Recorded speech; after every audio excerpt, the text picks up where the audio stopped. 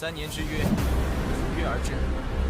当年你给我萧家的耻辱， आज जो सीरीज मैं लाने जा रही हूँ उस सीरीज का नाम सोल लैंड है। और जैसा कि आपने BTTH को बहुत पसंद किया था तो ये BTTH से भी अच्छी सीरीज मानी जाती है। सो आई होप आपको ये और भी ज्यादा पसंद आएगी। एपिसोड की शुरुआत में हमें पहाड़ों के ऊपर एक सुंदर सा गांव दिखाया जाता है जिसके अंदर बहुत सारे सुंदर घर और इमारतें बनी हुई हैं। असल में ये एक सेक्ट है जिसका नाम टैंगमैन है। अब फिर हमें इस सेक्ट के बाहर वाले जंगल में एक नौजवान को दिखाते हैं जो कुछ एल्डर्स से बचते हुए भाग रहा था। एल्डर्स उसको पकड़ने की कोशिश कर रहे थे और उस पर अटैक भी कर रहे थे, लेकिन वो नौजवान सभी अटैक से बचता हुआ आगे बढ़ रहा था। और ये बात एल्डर्स को बहुत शॉक करती है क्योंकि वो एल्डर्स इतने शक्तिशाली थे कि उनके अटैक से बचना नामुमकिन सा ही होता था। नौजवान का नाम टैंग शैन है और अब भागते भागते आगे एक खाई आ जाती है और अब टैंग शैन रुक जाता है। और यहाँ से हमें ये पता चलता है कि टैंग शैन ने सेक्ट लाइब्रेरी के अंदर घुसकर सीक्रेट टेक्निक सीख ली थी।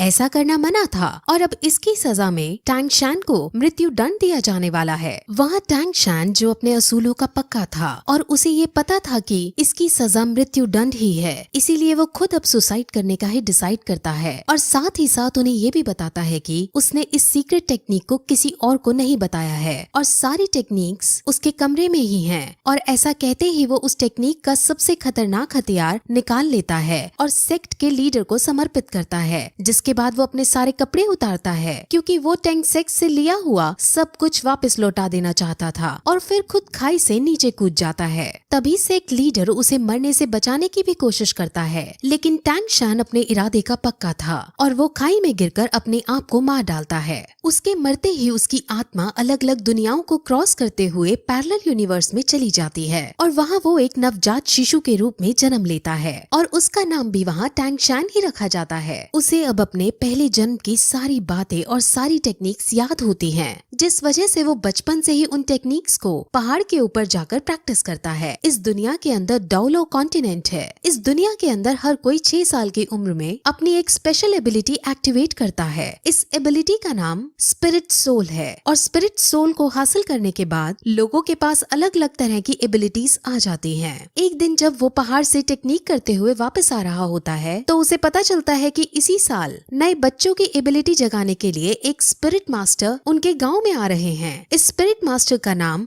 सुयू ताओ है और ये रैंक 26 का स्पिरिट ग्रैंड मास्टर है। असल में यहाँ की कल्टीवेशन 1 से 100 में बनती है और इनमें 1 से 10 के रैंक वाले को ट्रेनी कहते हैं, 10 से 20 वाले को स्पिरिट मास्टर कहते हैं, 21 से 30 वाले को स्पिरिट ग्रैंड मास्टर कहते हैं, 31 से 40 वाले को स्पिरिट एल्डर कहते हैं और ऐसे ही इनकी रैंक के अनुसार ये बनते हैं और इनके बारे में हमें अब आगे पता चलेगा। अब सब बच्चों की एबिलिटीज जगाने के लिए इस गांव का चीफ सारे बच्चों को इकट्ठा करता है। अब गांव के सारे बच्चे एक साथ इकट्ठा होकर एक बिल्डिंग में जाते हैं जहाँ पर स्पिरिट मास्टर एक एक करके उनकी एबिलिटीज को जगाता है। वहाँ पर टैंग शैन भी मौजूद है और वो भी यहाँ अपनी एबिलिटी को अवेकन करने आया होता है। तब उनकी एबिलिटीज को जगाने से पहले सब बच्चों को अपनी शक्ति दिखाता है और अपने अंदर एक भेड़िए जैसी शक्ति बुला लेता है, जिससे सब बच्चे बहुत शॉक होते हैं और एक्साइटेड हो जाते हैं। और अब एक एक करके बच्चे अपनी अपनी स्पिरिट सोल को जगाने के लिए आगे आते हैं। अब जो पहला बच्चा आगे आता है उसकी स्पिरिट सोल एक दारांत यानी सिकल होती है जो कि एक टूल टाइप स्पिरिट सोल है। अब इसे देखकर स्पिरिट मास्टर उनको बताता है कि ये वेपन के लिए तो काम नहीं आ सकती, लेकिन इस टाइप के लोग एग्रीकल्चर यानी फार्मिंग के अंदर बहुत अच्छे होते हैं। अब वो उसकी सोल पावर को चेक करता है। सोल पावर किसी भी स्पिरिट सोल को ट्रेन करने के लिए बहुत जरूरी होती है। अब जब उसकी सोल पावर को चेक करते हैं तो उसकी सोल पावर 0 आती है, जिसका मतलब वो अपनी स्पिरिट सोल को ट्रेन नहीं कर सकता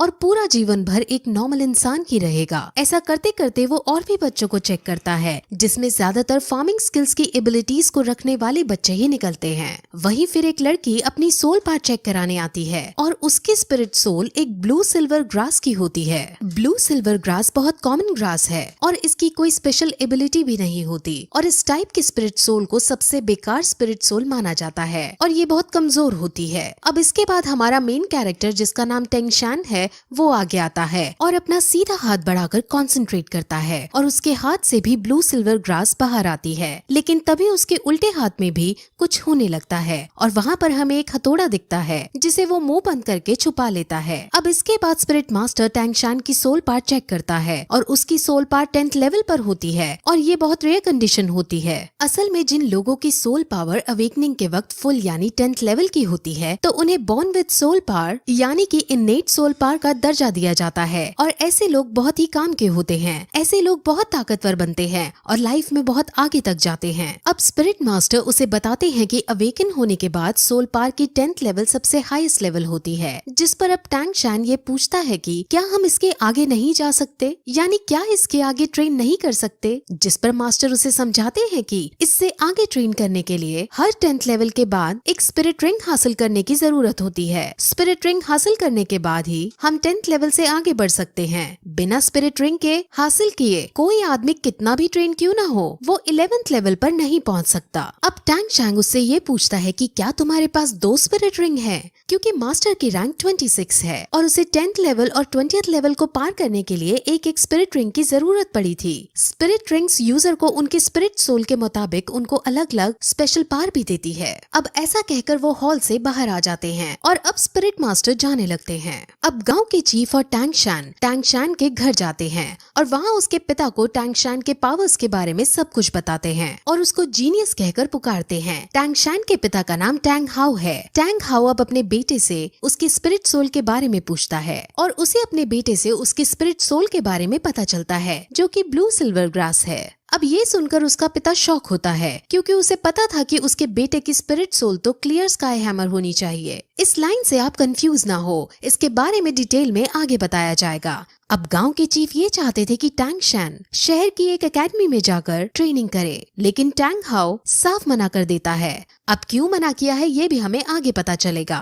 गांव का चीफ बहुत शॉक होता है और उससे लड़ता भी है क्योंकि इतने बड़े टैलेंट को घर में रखना सही नहीं है, इसको बाहर जाकर बेस्ट ट्रेनिंग हासिल होनी चाहिए। अब चीफ के बार बार समझाने पर भी टैंग हाउ नहीं मानता और चीफ अब वहाँ से चला जाता है। अब टैंग हाउ को ये लगता है कि उसके इस डिसीजन से उसका बेटा नाराज होएगा, लेकिन टैंगशान उसके इस डिसीजन से नाराज होने की बजाय उनकी बातों से संतुष्ट दिखाई देता है और कहता है कि हम एक लोहार की तरह भी अपना गुजारा चला सकते हैं। अब टैंग हाउ निराश होकर बैठ जाता है और वो दुखी होते हुए सभी स्पिरिट मास्टर्स को बेकार बताता है। अब टैंग हाउ टैंगशान से अपने स्पिरिट सोल को दिखाने को कहता है, जिस पर टैंगशान अपने हाथ से उसे ब्लू सिल्वर ग्रास निकाल कर दिखा देता है और ये देखकर वो बहुत चौंक जाता है। लेकिन तभी टैंगशान उसे अपनी एक और स्पिरिट सोल के बारे में बताता है और अपने दूसरे हाथ से क्लियर स्काई हैमर को बाहर निकालता है। अब ये देखकर टैंग हाउ को कुछ याद आता है कि कैसे कुछ साल पहले वो और उसकी वाइफ कुछ लोगों से बचकर भाग रहे थे और उसकी वाइफ अपने पति और अपने बच्चे को बचाने के लिए खुद को सैक्रिफाइस कर देती है। और अब यहाँ से हमें पता चलता है कि उसकी वाइफ की स्पिरिट सोल भी ब्लू सिल्वर ग्रास होती है। अब फिर टैंग हाउ अपने बेटे की डबल स्पिरिट सोल को देखकर उसे गले लगा लेता है और उसे अब एक बात समझाता है और कहता है कि तुम हमेशा अपने उल्टे हाथ के हैमर से अपने सीधे हाथ की ग्रास को प्रोटेक्ट करना। अब इसके बाद टैंग हाउ टैंगशान को लेकर काम सिखाने लगता है और उसको इस काम की अलग अलग टेक्निक सिखाता है और इन सभी टेक्निक्स की मदद से टैंगशान अब अपने पिछले जन्म की मेमोरीज का यूज करता है और उनकी मेमोरीज से वो कुछ हिडन वेपन्स बनाता है। अब अगले दिन टैंग हाउ अपने बेटे को शहर जाकर ट्रेनिंग करने की इजाजत दे देता है और साथ में ये भी कहता है कि वहाँ तुम अपना खर्चा लोहार का काम करके चला लेना। लेकिन शहर पढ़ने जाने के लिए टैंग हाउ उसके सामने कुछ शर्तें रखता है। वो उसे कहता है कि तुम कभी भी अपनी हैमर स्पिरिट में कोई भी स्पिरिट रिंग ऐड नहीं कर सकते। दूसरी शर्त में उसे वो कभी भी अपनी हैमर स्पिरिट सोल को दिखाने के लिए मना करता है और साथ ही साथ किसी को भी अपना ये रहस्य कि उसके पास 2 स्पिरिट सोल हैं बताने से मना करता है और जब तक उसकी जान पर ना आए तब तक वो उसे हैमर स्पिरिट का भी इस्तेमाल करने से मना करता है। अब इन शर्तों पर एग्री करके टैंगशान अपने सफर पर निकल जाता है। वो अब गांव के चीफ के पास जाता है और अब दोनों शहर के बड़े स्कूल में एडमिशन करवाने के लिए निकल जाते हैं। अब वो दोनों रास्ता पूछते हुए स्पिरिट मास्टर एकेडमी की तरफ जाते हैं, जहाँ पर उन्हें गेट कीपर रोक लेता है। अब चीफ उसे अपना पास दिखाता है जो उसको स्पिरिट मास्टर ने दिया था। गेट कीपर उस पास को चेक करता है और इस पास को वो फेक समझता है क्योंकि इस पास पर ब्लू सिल्वर ग्रास लिखा था, लेकिन साथ ही साथ सोल पार को 10 रैंक का भी बता रखा था। अब ब्लू सिल्वर ग्रास का होना और 10th रैंक का होना ऐसा बहुत रेयर कंडीशन में ही पॉसिबल है और जिस छोटी जगह से ये लड़का आया है वहाँ पर इस रेयर चीज का होना पॉसिबल नहीं है। अब चीफ और गेट कीपर की बहस होने लगती है और उनकी बहस इस कदर पहुंच जाती है कि गेट कीपर चीफ पर हाथ उठा देता है, लेकिन तभी टैंग शैन उसके हाथ को पकड़ लेता है और उसको नीचे गिरा देता है। टैंग शैन को अब बहुत गुस्सा आ चुका था और वो उसे मारने के लिए अपना हिडन वेपन एक्टिवेट कर देता है, लेकिन तभी एक आदमी वहाँ आता है और उन्हें रोकने की कोशिश करता है। इस आदमी को यहाँ पर सभी लोग ग्रैंड मास्टर कहते हैं और वो उनकी लड़ाई बंद करवाने के बाद उसको अंदर एडमिशन के लिए ले जाता है। अब रास्ते में टैंग शैन और ग्रैंड मास्टर कई तरह की बातें करते हैं, जिसमें ग्रैंड मास्टर अपनी आइडेंटिटी बताते हुए कहते हैं कि वो यहाँ का ग्रैंड मास्टर है और अगर टैंग शैन ग्रैंड मास्टर से कुछ सीखना चाहता है तो वो उसको टीचर बुला सकता है। अब वो और भी बातें करते हैं और क्योंकि ग्रैंड मास्टर ने उसका एडमिशन पास देखा होता है तो वो उससे कहता है कि तुम बहुत इंटेलिजेंट हो और उसे ये भी बताता है कि पिछले 100 सालों के अंदर तुम तीसरे आदमी हो जिसके पास 2 स्पिरिट सोल हैं। ये सुनकर टैंग शैन चौंक जाता है और अपने हिडन वेपन को फिर से एक्टिवेट करने के लिए रेडी हो जाता है। दरअसल वो ऐसा इसलिए करता है क्योंकि उसके पिता ने उसे कहा होता है कि उसकी 2 स्पिरिट सोल के बारे में किसी को नहीं पता चलना चाहिए और अब वो अपने इस खतरे को हटाने के लिए अपना हिडन वेपन एक्टिवेट करता है। लेकिन तभी ग्रैंड मास्टर उसे अब ये बताता है कि आखिर उसे इन सब के बारे में कैसे पता चला। असल में ग्रैंड मास्टर बहुत ज्यादा इंटेलिजेंट है और उसने पहले भी बहुत सारी रिसर्च कर रखी थी। उसमें उसे पता चला था कि दुनिया के अंदर ब्लू सिल्वर ग्रास वाली स्पिरिट सोल के सिर्फ 647 लोग हैं और उनमें से सिर्फ 16 के पास सोल पावर है और उन 16 की भी रैंक 1 से ज्यादा नहीं है। सोल पावर हमेशा स्पिरिट सोल की क्वालिटी के प्रोपोर्शन में रहती है, जिस वजह से ब्लू सिल्वर ग्रास की फुल सोल पावर नहीं हो सकती। इसीलिए ग्रैंड मास्टर श्योर है कि इसके पास 2 स्पिरिट सोल हैं। अब उनकी ये सब बातें सुनकर टैंग शैन समझ जाता है कि ये ग्रैंड मास्टर बहुत समझदार आदमी है और वो तुरंत उसके सामने झुककर उन्हें अपना गुरु बनने के लिए प्रार्थना करता है और अब ग्रैंड मास्टर उसे अपने डिसाइपल के रूप में एक्सेप्ट कर लेते हैं। अब फिर वो दोनों स्कूल के अंदर प्रिंसिपल के पास जाते हैं और प्रिंसिपल उसका एडमिशन पास देखता है। उसे भी थोड़ा अजीब लगता है कि ये ब्लू सिल्वर ग्रास है लेकिन इसकी सोल पावर फुल है, लेकिन साथ में ग्रैंड मास्टर को देख वो उसको एडमिशन दे देता है। ग्रैंड मास्टर हालांकि यहाँ का कोई टीचर नहीं है, लेकिन प्रिंसिपल और बाकी सब ग्रैंड मास्टर की बहुत इज्जत करते हैं और ग्रैंड मास्टर का रुतबा पूरे शहर के अंदर है। अब टैंग शैन को हॉस्टल 7 अलॉट किया जाता है और अब वो अपने हॉस्टल के अंदर जाने लगता है। जैसे ही वो अपने हॉस्टल का गेट खोलता है वैसे ही वहाँ एक बच्चा उस पर अटैक कर देता है। टैंग शैन उस बच्चे से लड़ता है और दोनों के बीच फाइट होने लगती है।